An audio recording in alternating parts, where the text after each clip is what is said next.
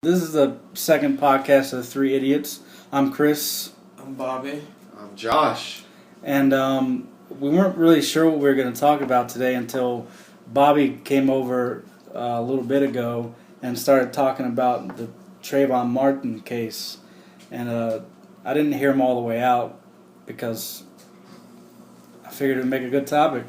So, Josh, why don't you explain a little bit about the what's going on with that case? Alright, try not being opinionated.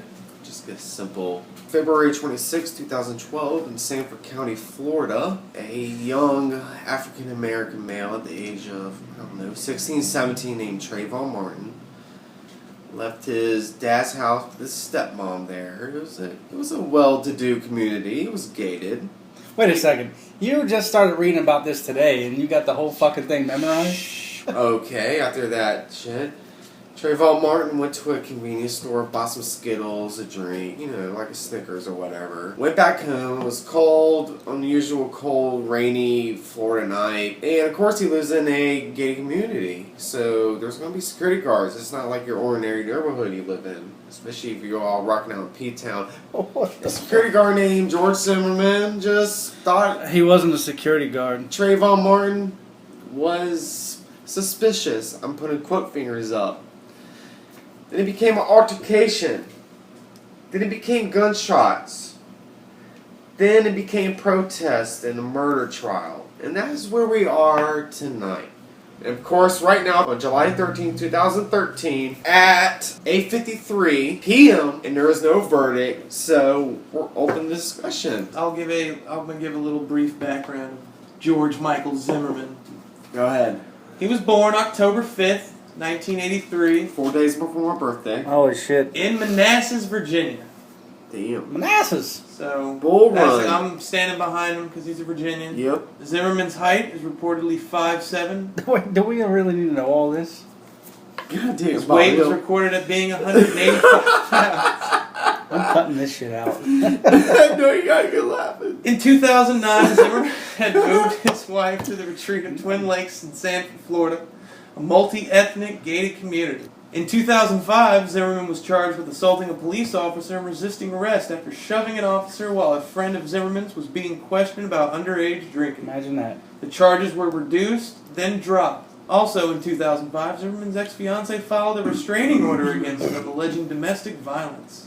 So he has a history of Has a criminal history, yes. of doing stuff like this. Yes, but of antagonizing situations. I'm going to stand behind George Zimmerman and say that. Why? Because, if the kid, from what the reports have been, is that the kid was standing over beating him. Yeah. And I don't care how old you are, and how young the person is. If somebody's standing over beating you, and they don't have any intention to stop, they will kill you. It's the fact shit isn't recorded. And the fact that even in a regular street fight, one good hit to the head could kill you. There's no video of the shit happening. Now, do I believe that he should have shot him? No. What do you think, Josh? You think he should go to jail? For protecting himself? They have to prove that he had a very malicious intent in killing this person. And there's no recorded anything, no video, barely any sound. A telephone from a neighbor's house? Fucking please. What do you think? You guys need to back up. You're starting from the altercation between the two. Backing up. Backing up. He is literally backing up. I'm backing up. For the record. I mean, not actually, not physically back up. Mentally back up. All right, so you guys are taking this from the start of the altercation onwards, and if that's all we had to go with, I'd be on your side. Sure, self-defense, but no. You have to move the timeline back. You guys are looking at just the altercation and what happened with that. And if, like I said, if that's all we had to go on, I'd be in agreement with you all day. But that's not all we had to go on. We know that Trayvon Martin was walking around this neighborhood with a dark hoodie on, presumably, in Zimmerman's words, looking at people's houses and stuff. What does a burglar do before he burglarizes a house? What evidence do you have that... He capes a house. He looks at the house. He studies the house. What evidence do you have that that's... Oh, there's none. I'm giving a reference point. This is what somebody does. Well, sure. I don't disagree with that. He may very well have been doing that. And you have Zimmerman, who was out doing errands about that time, just coming home, pulling into his neighborhood. And he witnesses this guy walking around acting suspicious. So he does what any citizen would do. He notices suspicious activity and he calls it in. I mean, he is the neighborhood crime watch, the lead guy for that. So he calls it into police. Fine. And then Trayvon Martin notices that Zimmerman's watching him. So for whatever reason, he starts to run. Now, again, he may well have been casing homes to think about breaking in, because there had been a rash of robberies in the neighborhood lately. And so again, I'm in complete... I just want it to be known that I'm not saying that those string of whatever burglaries were not Trayvon's fault. They may or may not have been. Yeah, we don't know. Yeah, so... But the fact is that there's no evidence that he was there to commit a crime or that he had committed a crime at that time. So anyway, Zimmerman's still on the phone with the police while this kid takes off down the road. And the phone conversation with dispatch, he's like, shit, he's starting to run. And then he asks dispatch, do you guys want me to pursue? And dispatch says no. Yeah, we don't need you to never, do. yeah. We don't need you to do that. Yeah, you should never pursue. And he tells them, okay, and then he proceeds to tell dispatch, to have the cop. He's going to wait for the cop to get there and to call him, when he gets in the neighborhood, and Zimmerman will tell him where he's at. I got no problems with that. He hangs up the phone. Then what does he do? He proceeds to go after Trayvon. Even after dispatch told him, no, don't do it. We don't need you to do that. He decides on his own volition that he's going to go take this dude down. Maybe he was being a good Samaritan. The boy hadn't committed a crime, so how was he being a good Samaritan? And it doesn't matter, because the dispatch already told him to keep your ass right where you're at and wait for the cop. And he decided not to do that.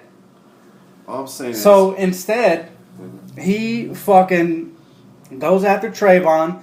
And of course, if somebody's following you around a neighborhood in the middle of the night, I mean, you may not turn around and swing on him, but you're going to confront him and be like, what are you doing? Why are you following me? I can honestly say that I've never been curious. I mean, I've been curious about somebody who's watched me walking, but I've never decided to run. Well, we don't know. Well, that's what why did he run? Well, we don't know why he ran. But Zimmerman's not a cop. He's not a security guard. He's a good Samaritan. He was in his mind, he was being a good Samaritan. Oh, yeah, sure, in his mind. He was giving he was giving updated intelligence to the police officers. That's what he was doing. He was acquiring that intelligence. And the only way, because he probably ran around a corner. No, he was like, oh shit. When he was on the phone with the police, he told them which direction he was running. He was running towards the back entrance of the neighborhood. And he told the cops that. But, I mean, again, there's no evidence that he committed a crime, nor came there to commit a crime. All that was found in his pocket was a bag of Skittles. That's it. That's all they found on him. So because this dude did not adhere to what dispatch told him to do, which was, we don't need you to follow him, so pretty much they're saying, don't follow him. But there's nothing against anybody following anybody. So now, basically, he should be found guilty because he ran after the kid. After dispatch told him not to. So that makes him guilty. He's the one that started the whole thing. But then the kid shouldn't have been standing over beating him. He should have.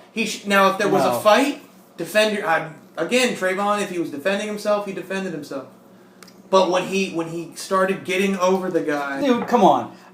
All the dude had was a bloody nose and a couple bumps on his head. It's not like not like he was beat to the inch of his life or anything. Because Zimmerman shot him because he was beating him. He had a bloody nose. That's it. It's not like he had life-threatening injuries. It's not like he was even disfigured. He had a bloody fucking nose. But the guy was standing over him. Who cares? In an aggressive manner to keep. But you know what? I care. If you don't want to get your fucking ass beat, don't chase after somebody that you don't know. I'm getting too emotional about this. No, we're not. It's fine. Okay. I served on a jury in a civil case, mind you. So this is not criminal. I don't know I don't know how the criminal side works. And this guy was trying to sue Portsmouth Police Department because they shot him. And what happened was he was a known felon. And they had been watching him for a couple weeks now, gathering evidence. So one day they caught him doing something. I think they thought he might have been doing something, so they started trying to pull him over. But instead of him pulling over, he started to haul ass from him. He started to run from him. Now, in a civil case, in that situation, you cannot receive any compensation if you were at fault even 1%. And as soon as he ran from the cops, it didn't matter what happened after that. He couldn't get anything for it. And that, again, I don't know if it works that way in a criminal court, but it's the same thing. The fucking dispatch told him to stay there, and since he did not, it's his fault that the rest of that shit happened. If he wouldn't have went after that guy after being told not to do it, Trayvon wouldn't have turned around and whipped his fucking ass, and he wouldn't have fucking shot Trayvon. Yeah. So it's his fault. It is his fault. So then Zimmerman should have just laid there and accepted his beating. Zimmerman should have stayed at the fucking car. Yes, he should have, but he didn't. So whose fault is that? It's Zimmerman's fault that he ran, but for the fact of the guy to keep beating him, no. You say that, but all he had was a fucking bloody nose. That's it. The guy was beating him. It's not like he got beat half to death. Yeah, because he got shot in the middle of the beating. Right, but that's why he didn't get beat with an inch of his life. If you don't want to get your ass beat, don't chase somebody through a neighborhood that you don't know. That is very true. But he didn't. For all we know, Zimmerman didn't even know he was going to turn around and fight him. What if he would have just kept running? Then he just lost him. Zimmerman and Trayvon should have kept running. Should have just left. No, left the area. I disagree. This motherfucker is running after me. I don't know who he is. He's obviously not a cop. Trayvon started running first. No shit. All because somebody was watching him. Just watching him, just like... watching him and is on the phone with somebody. Okay, I've walked by plenty of people looking at me on the phone with people. Got on the, like... again, he could have been there to commit some crime, or he could have committed a crime. We don't know that. But there's no law. There's no law that says you can't run down the street. There's no law stating that somebody can't chase after somebody because they think they did a crime. You're right. So there's nothing to even connect him to any type of crime. Even chasing after him, there's nothing to connect him to any crime to commit. All I'm saying is, chasing after if Zimmerman would have did what he was told, so basically Zimmerman was in his legal right to chase after him. He was on the phone. Yes, he should. For what? Zimmerman hadn't seen him committing any crime. Okay, but it was a suspicious person. If somebody's in your neighborhood, you gonna follow him around? I'm not. I'm not either, but apparently he did. That's because he's a different person. He's got a fucking history of violence. Dude shouldn't even have a gun in the first place. That is true, but he wasn't charged with any the head of the neighborhood crime watch. In my mind, it's his fault because he should have stayed where the cops told him to. But now, he should go to jail. Now we're gonna get into. All right, so let's wrap this up. So like the jury probably will be, we're gonna have to declare this a mistrial for the three idiots. Because there's no consensus. Yeah. There's only 3 people in this world that know exactly what happened that night. Yeah. 2. 3. He's like God. Jesus. Jesus knows. No, not Jesus. He doesn't know. God knows. No. No.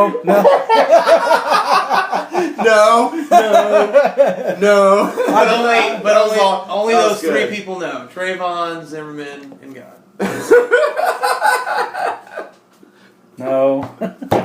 It's a fucking metaphor. All right? A metaphor for what? That there's not enough information to state exactly what happened that night. Only 3 people know. God's not a person. Fuck you. How's that sound? Does that sound good enough? Fuck you. He's a gas. Hey, look, there's about to be an altercation in here right now. There's only 3 people. Let's see who's going to go to jail. Trayvon Martin, George Zimmerman. And that's it. All right. Cut. So. The jury's deadlocked. Mistrial. Mistrial. Later.